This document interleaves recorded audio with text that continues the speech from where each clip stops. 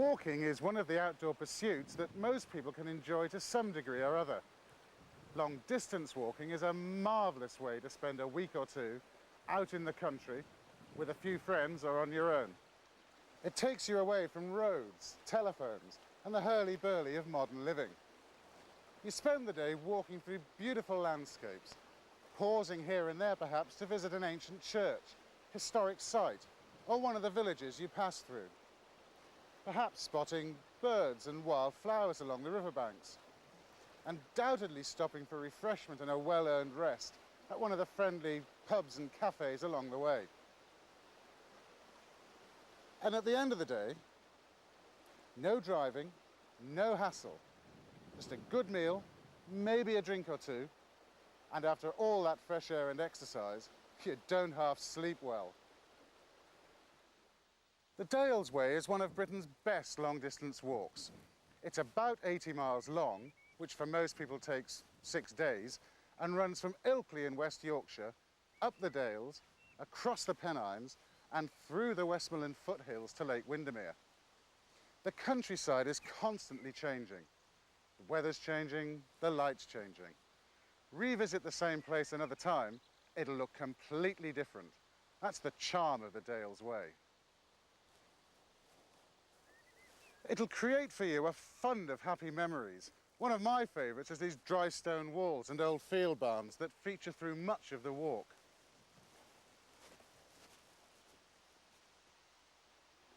You can, of course, walk the Dales Way one day at a time. Many of the guidebooks have alternative pathways which make good circular routes. Or you can just visit many of the lovely places along the route. But do get out of the car and walk a little bit. The countryside has so much to offer, and most of what it has to offer seems to be crammed into the Dales Way. You can't fail to enjoy it, and I hope this video will give you a flavour of that enjoyment.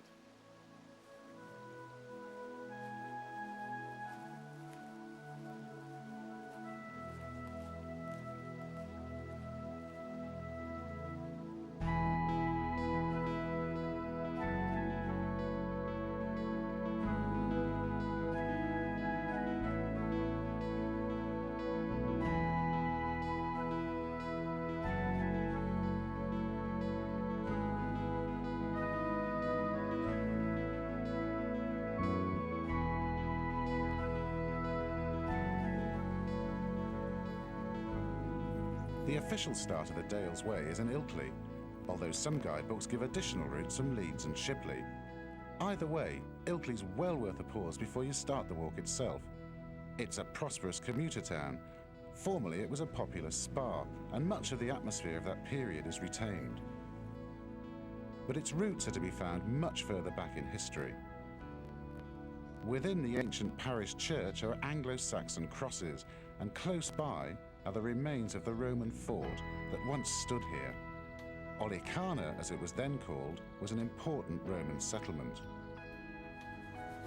At one time, you could have travelled directly by train from here, past the highest point on the Dales Way, but now the railway terminates here. Within the town, you're constantly aware of the steep-sided valley in which it's built. Ilkley Moor has been made famous by the folk song and by its cow and calf rocks which stand sentinel above the town. It's easy to see why Ilkley is known as the gateway to the Dales.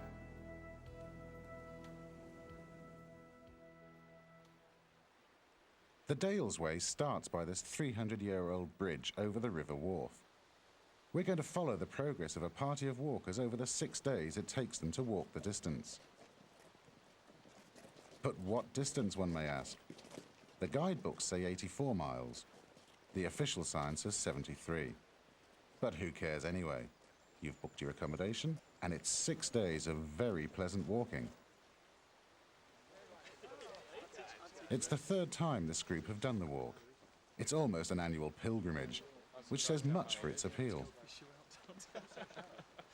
At Ilkley, the valley is very lush, very green, and thickly wooded.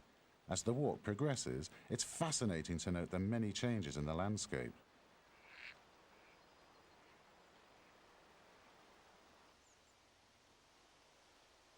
It's also interesting to spot the evidence of previous generations and different ways of life.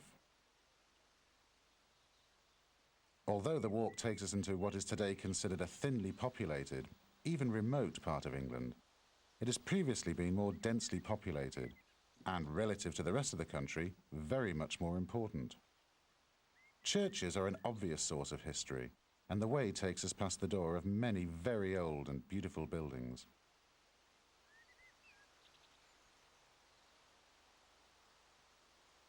This is the ancient church of St. Peter at Addingham. Inside you can find an 18th century painted gallery, a 9th century cross, and other relics. It's sited most beautifully on the edge of the village by the river. One wonders whether the church was built away from the village centre so as to make it such a haven of peace and tranquility. Or is it that the village has expanded towards that 19th century mammon that is the railway, and away from its spiritual roots?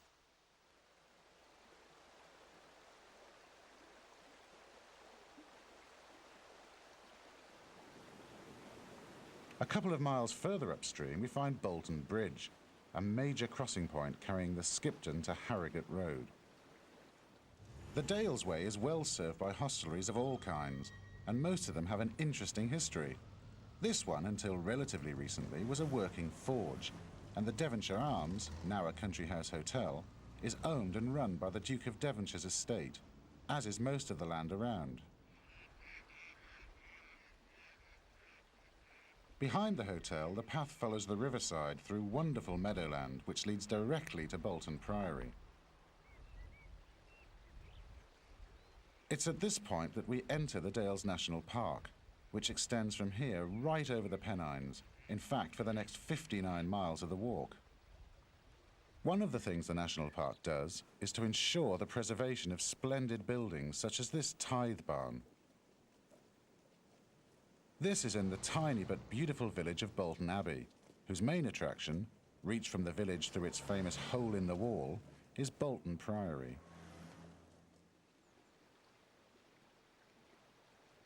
The priory was founded in 1154 by Augustinian canons. Most of the surviving buildings date from the 13th century, and at the dissolution of the monasteries in 1539, the nave was spared and is now the parish church. But one thing the monks really knew about was how to pick a site. The beauty of this area is breathtaking, and over the years it's been an inspiration to countless painters and poets.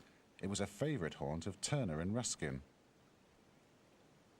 The path upstream crosses the river for a short distance, and if you're ready for a meal or snack, it's worth a short diversion up the hill to Storriths, where in a converted barn and shippen dating from 1663, you'll find typical Dales hospitality and a huge display of model railways.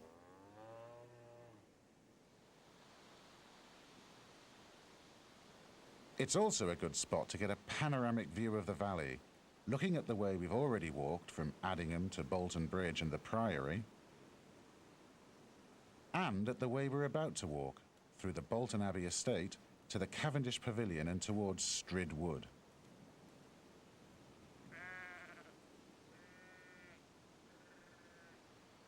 The pavilion attracts many day trippers from West Yorkshire and is yet another source of sustenance for the walker.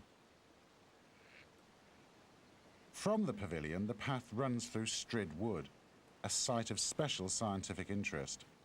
It has a network of nature trails which were laid out in the early 19th century by the Reverend William Carr, who resided for over half a century at the Priory Church. But the centre of attention in these woods is the Strid. Here, the entire river is forced through a channel so narrow it's possible to jump over it. It must be emphasised, however, that this is highly dangerous, as it's wider than it appears, and many have died in the attempt.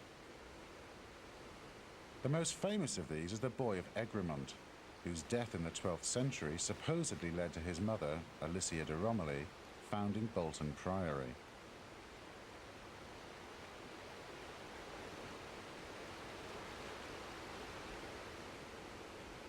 At one time, the river would have flowed on the surface of the rocks, but erosion of a softer layer underneath led to a series of potholes, which eventually caved in to form the present chasm. The water is so turbulent that it has never been totally surveyed. It is known, however, that in places it's 30 feet deep and deeply undercut, so that anything that falls in is unlikely to resurface for several days.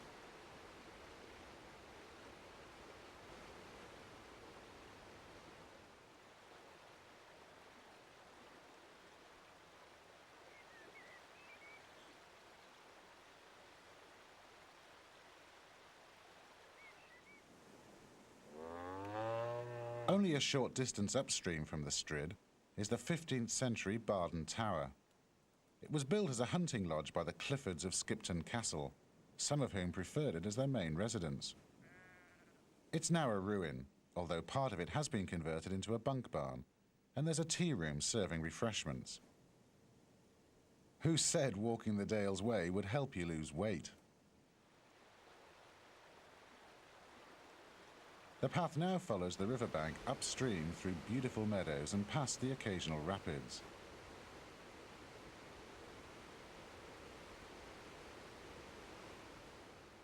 The stepping stones are not part of the route, but they are just too good to be missed. One of the problems walking the Dales Way is that there is so much to see on or near the route that you have to ration yourself or extend your trip. There are many villages, hills and historic landmarks close by, as the area is so rich in history. You could divert to Troller's Gill to visit the gardens of Parsifal Hall and Troller's Gill itself.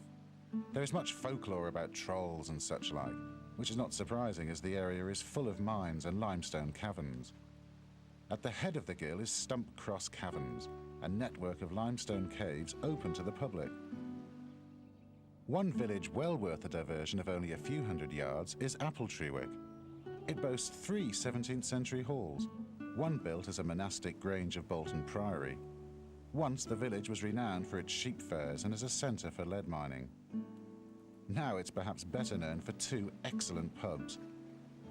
One of them takes its name from the family of William Craven, who, like Dick Whittington, went to London, made his fortune, becoming Lord Mayor in 1611, and who remembered his roots and built a grammar school in Burnsall and several bridges nearby.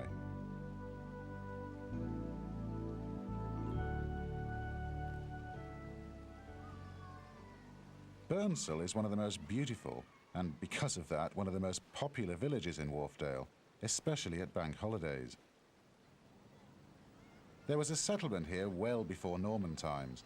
The church dates back to the 13th century. But it is its situation, not its history, that makes Burnsall so attractive. For many walking the Dales Way, Burnsall will mark the end of the first day's walk, although if you're youth hosteling, you'll want to go the extra few miles to Linton.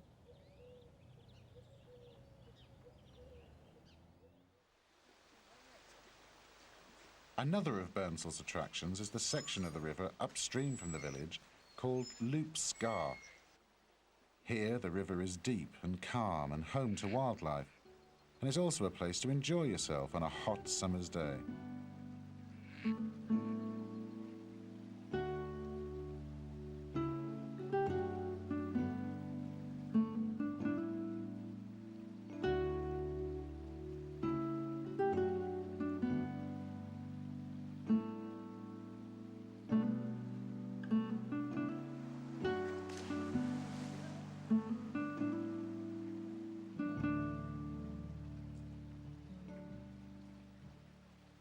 This is the 5th time the Way has crossed the river, and most unusual to date.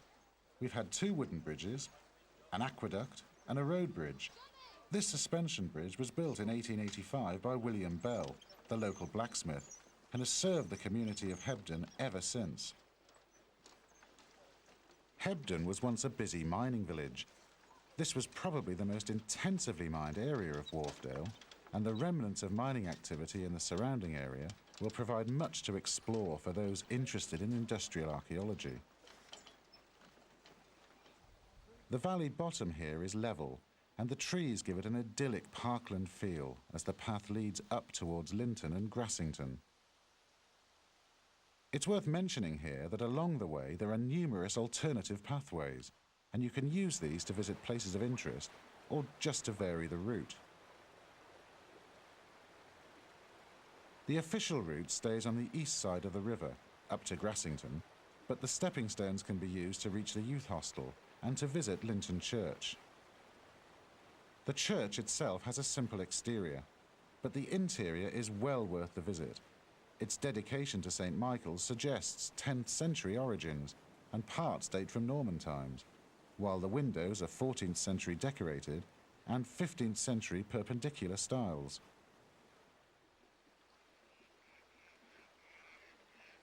Linton Village is also worth a diversion, a necessary one if you're youth hosteling. It's one of the prettiest among so many pretty villages on this route.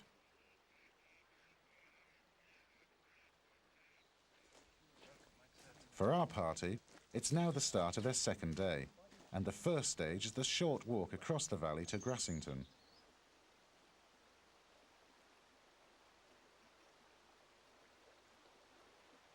In 1902, a railway was built from Skipton to Grassington. This made it an early commuter village and established it as a tourist centre. It's certainly the centre of Upper Wharfdale, and round its cobbled market square and down many charming alleyways can be found museums, a national park centre, and many excellent shops, cafes and pubs.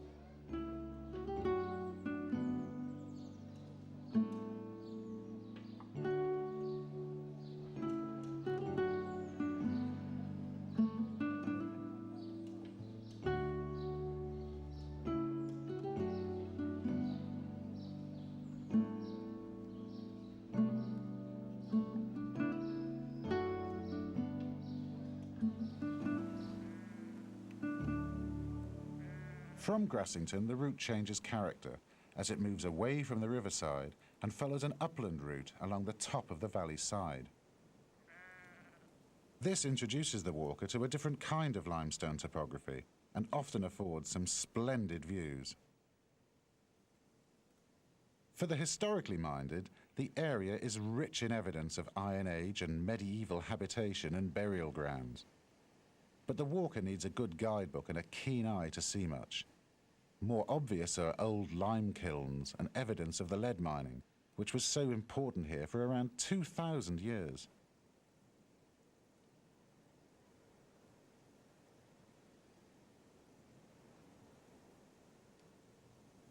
With long-distance walking, you soon get into a rhythm, and this emphasises the importance of being well equipped for all weathers. Good boots are an absolute essential, as are good waterproofs. There's a saying in the outdoors that if you don't like the weather, wait 10 minutes and it'll change. Over 6 days of an English summer, you can certainly expect changeable weather. Coniston Pie, a natural landmark, reminds us of the need to carry plenty of liquids and food, although on this walk there are lots of places serving refreshments. From here, the views are extensive. Below us, Kilnsey is normally a quiet hamlet, but one day a year, Kilnsey Show attracts thousands of people. Kilnsey takes its name from the lime kilns which were once so common in the area, but it is most famous for its crag, an enormous overhang which is a mecca for rock climbers. Also from the Pye, you can see the confluence of the river Skirfair, which flows down through Littondale to join the wharf. On a clear day, you'd be able to see right up Littondale.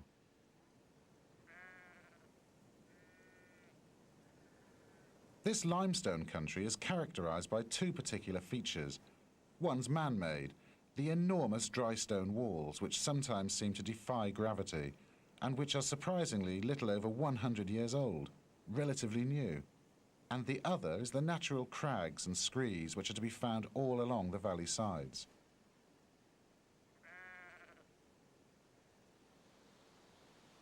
The path eventually drops down towards the valley bottom, past Scargill House, an Anglican holiday centre, and into Kettlewell.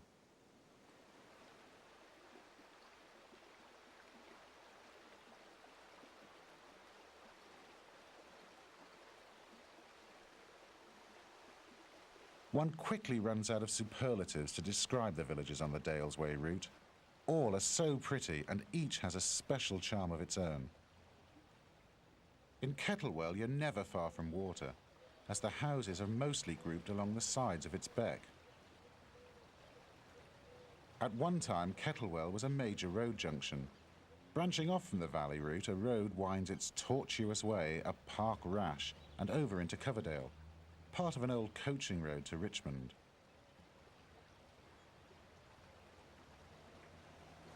Two inns straddle the main road as you enter the village and date back to these times. You could spend a week walking around Kettlewell, as there are paths in every direction.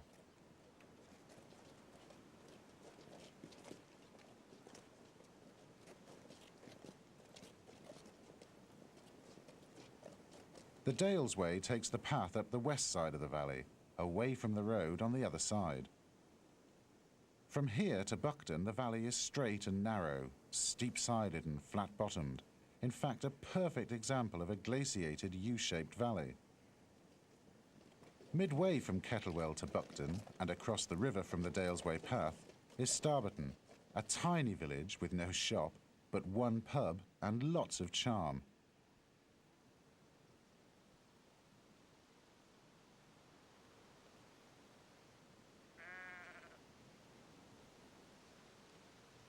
Wharfdale has long been a favourite place for landscape painters. About 200 years ago, it was a regular haunt of one of England's greatest, Joseph Turner. Locally, he was known as Overturner because of the disastrous way he drove his horse and trap.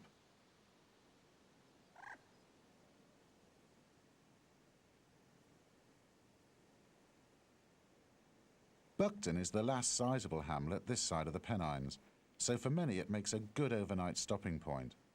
As the name suggests, it was the centre of a huge deer forest, and less than half a century ago there were deer in the area. It's the last shop for many miles, so it's as well to stock up on essentials, although there are still several places to get refreshments.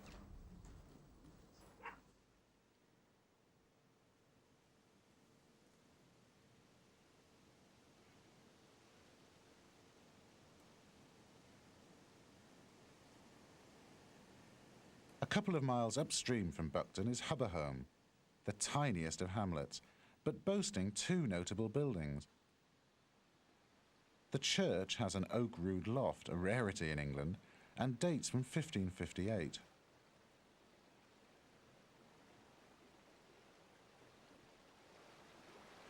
And just across the river is the George Inn, a stone-flagged pub of great character. It was once the home of the vicar, and then became a pub while still owned by the church. Another attraction of a walk like the Dales Way is that you never know what you might see next. In Hubberholme, we were deafened by sheep and discovered a local farmer separating this year's lambs from their mothers. It was a pitiful sound, but apparently their distress would last no more than a couple of days.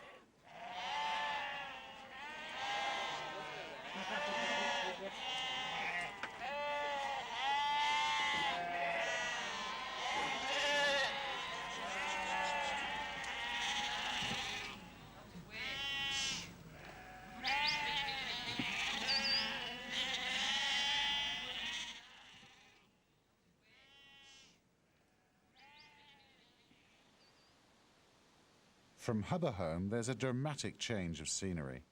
The U-shaped valley ended above Buckton and split into two smaller valleys. Craigill and the main road struck north over to Wensleydale, while the Dales Way turned westward to continue by the River Wharfe into Langstrathdale. Why the valley name has changed seems to be lost in the mist of time, but it's quite different from the Wharfdale we have left behind. The valley is now very much narrower, and over the next 10 miles to the top of the Pennines, it changes its character many times, and in surprising ways. It's remote, yet friendly, sheltered and exposed, and unexpectedly grand.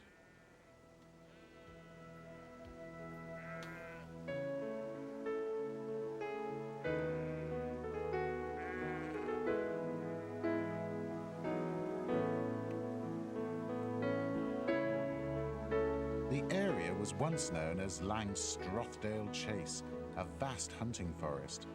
Away from our route, A modern forest has replaced the natural one, but it is home to a small herd of deer.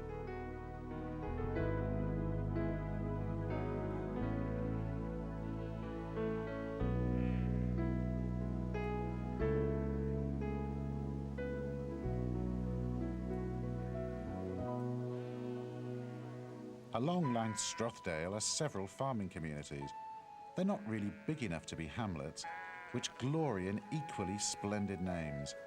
Jokenthwaite, Beckermons, Outershore, places which display a timelessness that their names somehow demand.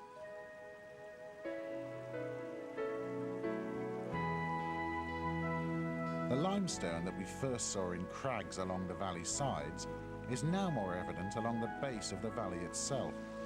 For a time, the river runs over a limestone pavement, which, like the waves on the seashore, can be compulsive to watch. Many will find this section of the way equally compulsive.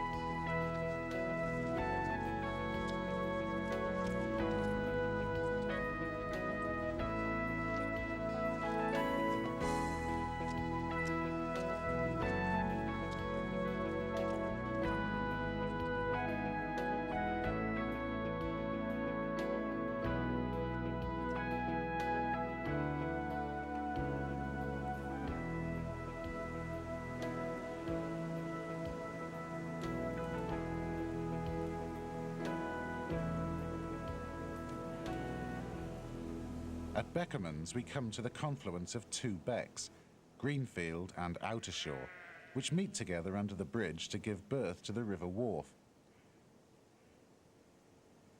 Again, another change of scenery as the Dales Way follows Outershore Beck.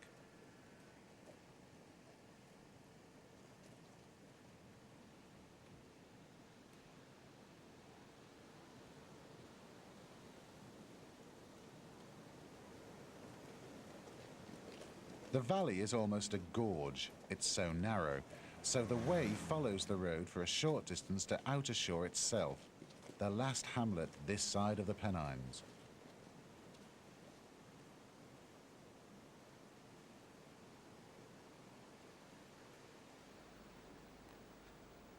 On leaving Outershore, there's yet another dramatic change in the scenery. Suddenly we're walking on a farm track in a wide valley, which is on a different scale to anything we have previously passed through.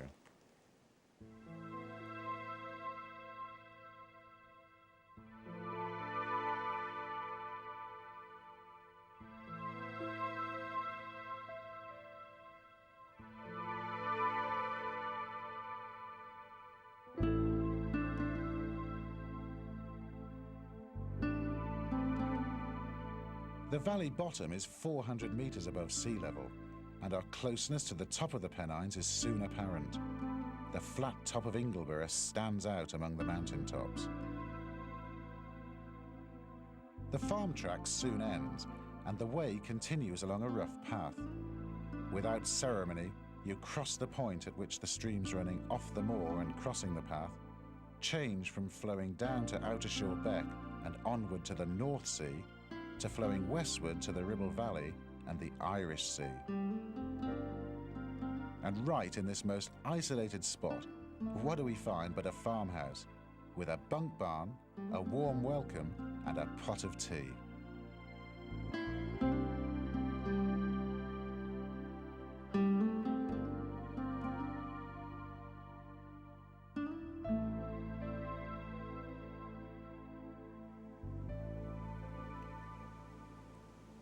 Cam houses must be the remotest spot on this walk, but if you can live with your own company, what a magnificent spot it is.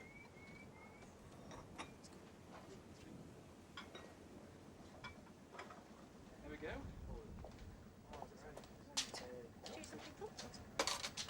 Two ham. Yeah, great. Thanks very much. Bye.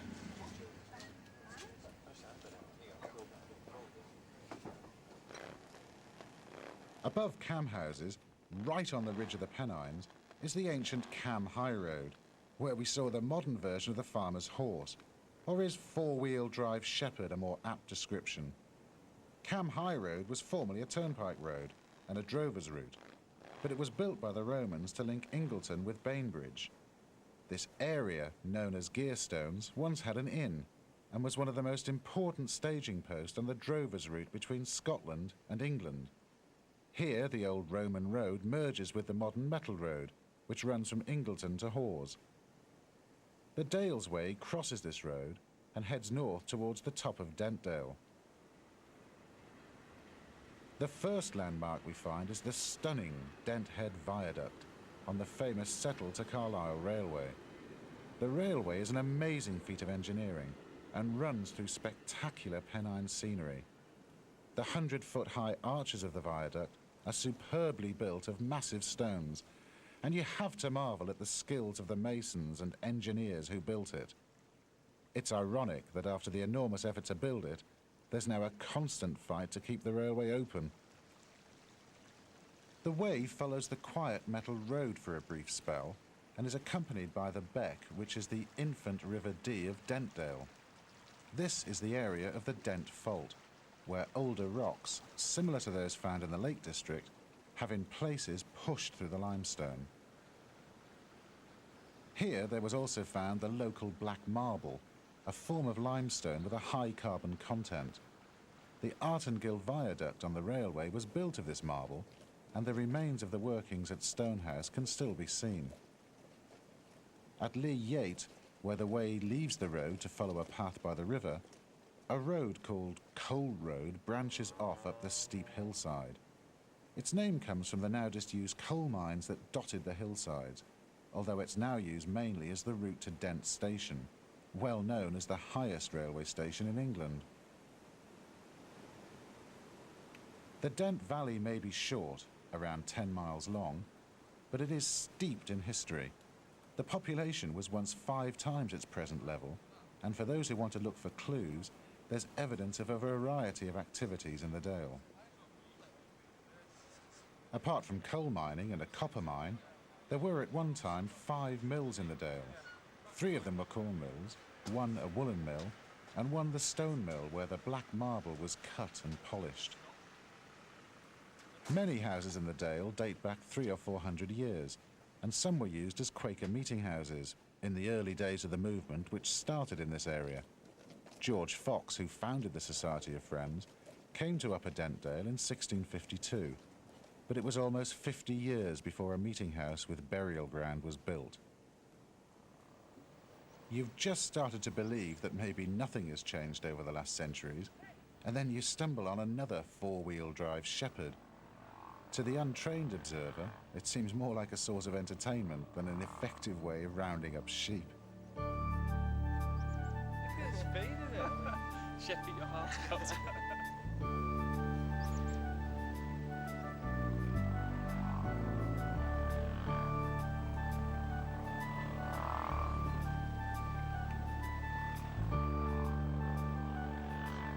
Some kids camping. I've never seen anyone in years.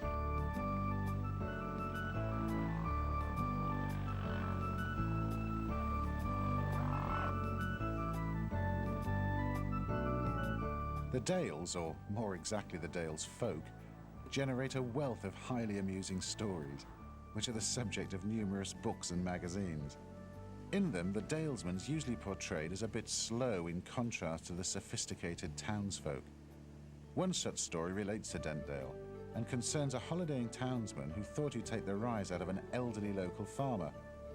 Having noted that Dent Station, on the moor edge at the head of the valley, is 4.5 miles from Dent Village, he asked the farmer Now, I say, my man, how is it they built the station so far from the village? The farmer pondered a while, and then said, happen they wanted it near railway.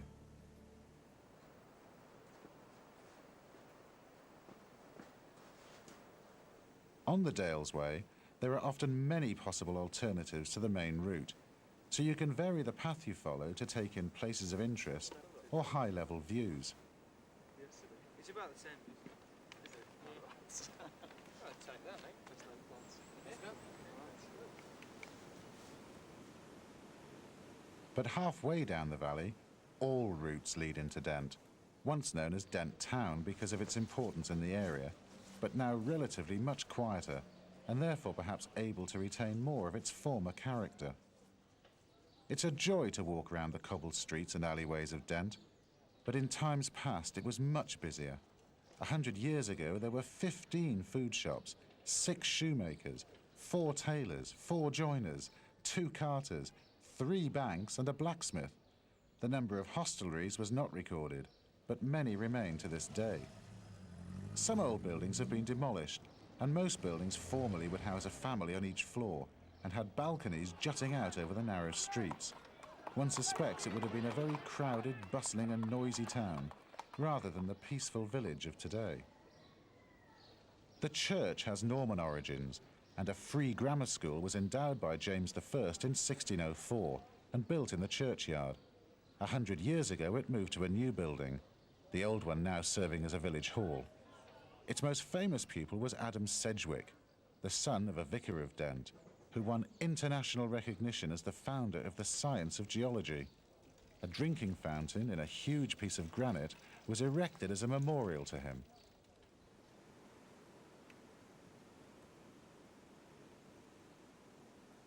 Dentdale was famous for hand knitting, and in the 17th and 18th centuries especially, men, women and children would all be involved in knitting stockings and gloves, jackets and nightcaps. At school, children had a little schooling, but had to complete a quota of knitting before being allowed to play. The women used to knit incessantly, even when taking the cows to pasture, and often in company with other knitters, making a pleasant social occasion out of hard work. Even the men would knit, although they also sorted and carded the wool. Through most of Dentdale, the way follows the riverbank, which supports a wealth of wildlife. Wild flowers can be found in abundance, and these, combined with the changing light of a typical English summer, make a natural environment that's a joy to walk through. At this point, the valley was once a lake formed by glacial activity and is very flat. The riverbanks have been built up to minimize flooding.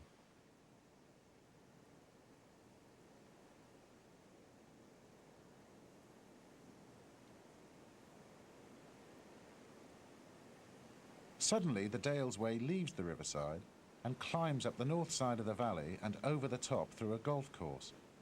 This affords a magnificent view, especially in the evening light, towards the Lune Valley, which is the next stage of the walk, and the Howgill Fells above Sedbergh.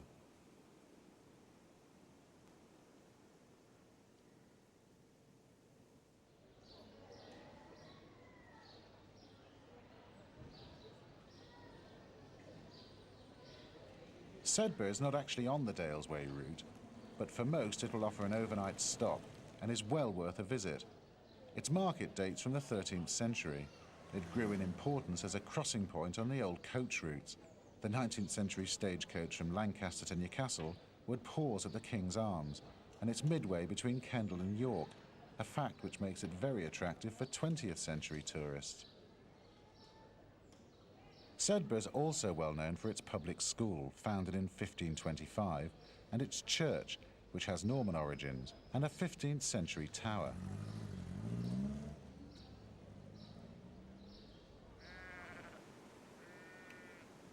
In the area of Sedbergh, no less than 3 rivers, the Dee, the Clough and the Rothy, merge and then flow into the Lune, which flows down through Lancashire to the Irish Sea. The main route follows the riverside past Brigg Flats, where there's the second oldest and still used Quaker meeting house, and then joins the Lune Valley at Lincoln's Inn Bridge. A shorter alternative route cuts across the fell side, affording splendid long-distance views over the confluence of these rivers. Over the fells beyond can be glimpsed the modern intrusion of the M6, which we'll shortly have to cross. But first we can sample the delights of the Lune Valley.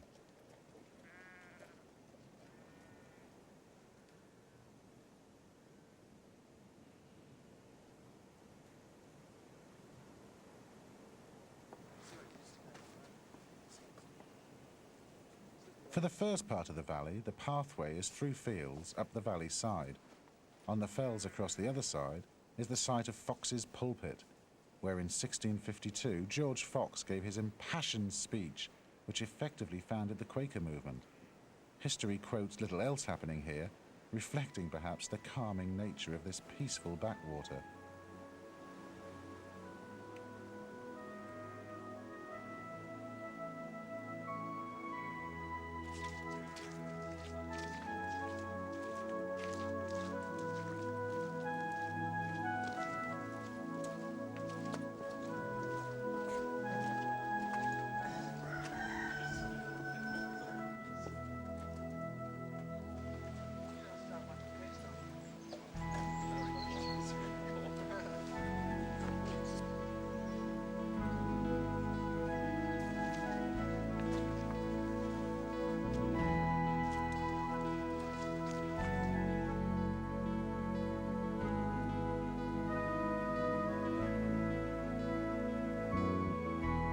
Like all the dales, the Lune has a distinct character all its own. Small and narrow, it is a very lush valley. The river has plenty of water. It's a busy river, home to oyster catchers and numerous other birds, a place where you can commune with nature, and if only briefly, forget the civilized world.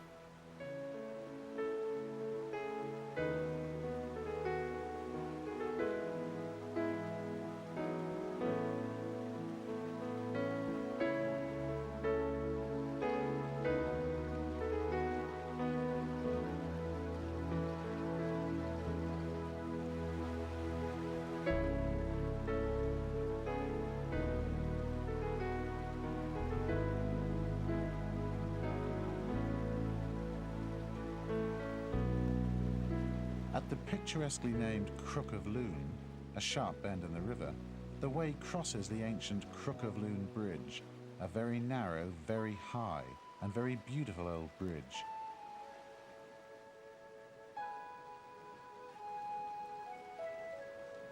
The bridge gives us a last look at the Lune Valley as the Dales Way strikes out across country, past two very different bridges, and onto the final stages of the walk towards the Lake District.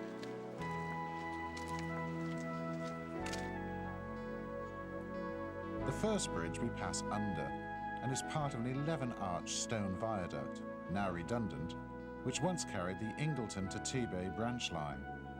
At this point, the way also crosses a main road, in sight of the West Coast Railway and the M6. The M6 crossing is achieved via the second bridge, a farm bridge, and there are two good things about it. First, crossing it means you'll soon leave the noise of the M6 behind, and second, it brings into view a splendid panorama of the Lakeland Hills, our ultimate goal.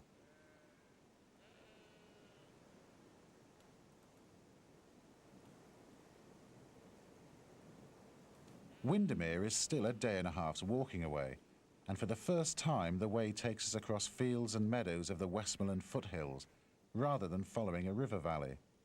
But you're never too far from water, and the way crosses the River Mint, one of the rivers flowing down to Kendal and on to Morecambe Bay.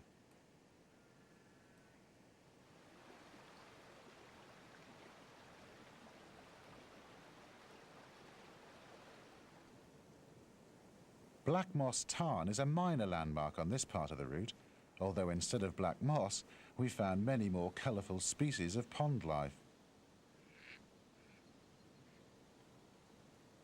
The land is very undulating, and every crest brings a new vista. The town of Kendal soon comes into view, and although the Dales Way carefully bypasses any urban area, it's worth a visit and perhaps a night's rest.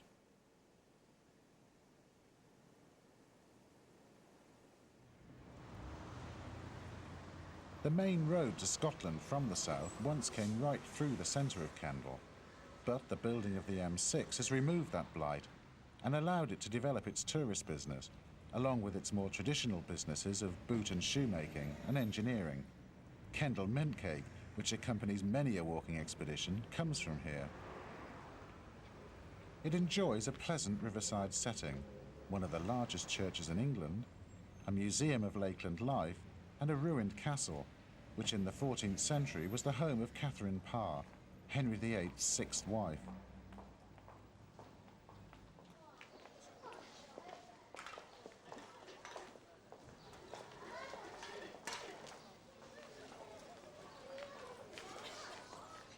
Rejoining the official route, the Dalesway joins the River Sprint and passes Sprint Mill, a former water-powered textile mill with its surrounding cottages and some curious inhabitants.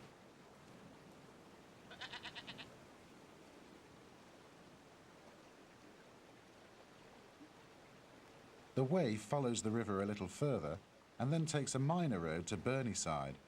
The old 14th century hall is an example of a peel tower, a fortified manor house built as a refuge and defence against cattle rustlers from north of the border. From Burneyside, the Dalesway follows the River Kent upstream, past a string of paper mills. At Cowan Head, part of the old mill complex was being demolished, revealing the power of the river, which starts high in the Lakeland Fells and which once powered these mills. The contrast with the river above the weir couldn't be more poignant.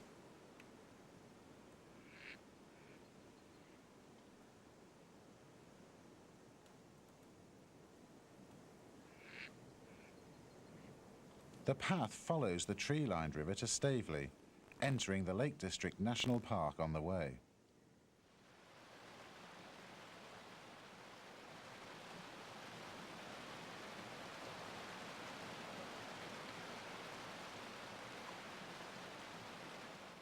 Staveley is now a quiet village that once had all of Lakeland's traffic pounding through its main street. For the Dalesway walker, it's the last village before Lake Windermere and the last chance to buy provisions.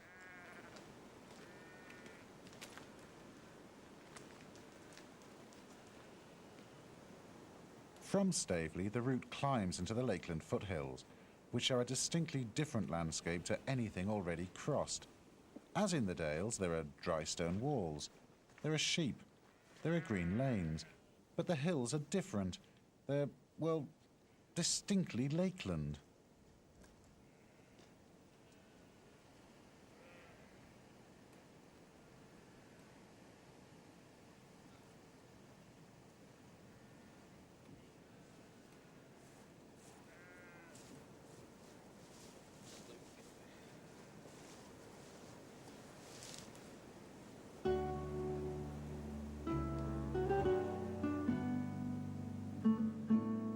Cows graze peacefully, oblivious of the distant mountains.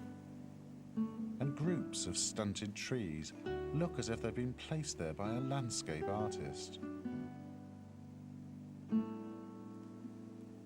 There are tracts of bracken breaking up the grasslands, and everywhere there are outcrops of rock, sheltering the sheep, protecting the wildflowers, and comforting the cattle.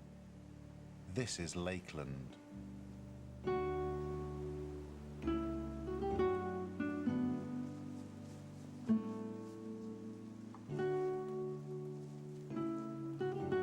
Even before you've reached any real lakes, you begin to understand why the Lake District has inspired so many poets and artists, and why it's a favourite haunt for so many people.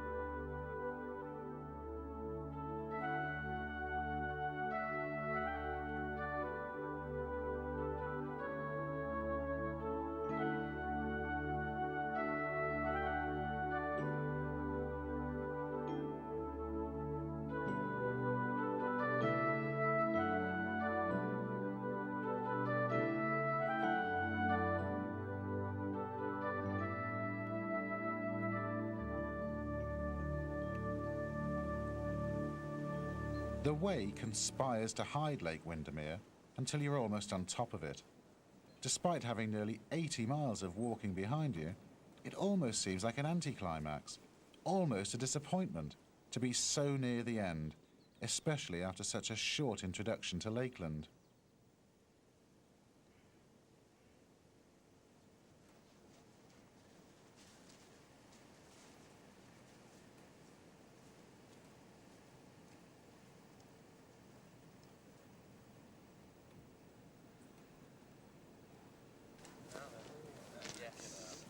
Your first view of Lake Windermere may be well known, almost a cliché, but it is nonetheless stunningly beautiful.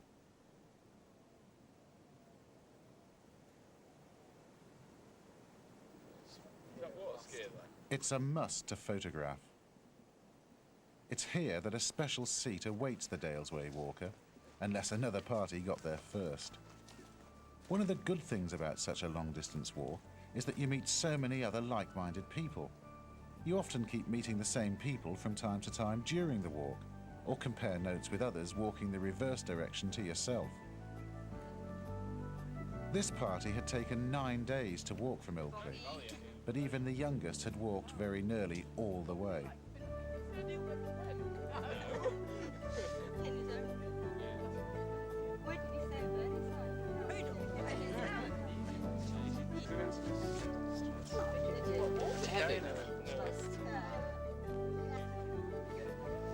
Well, my daughter's spider that I made back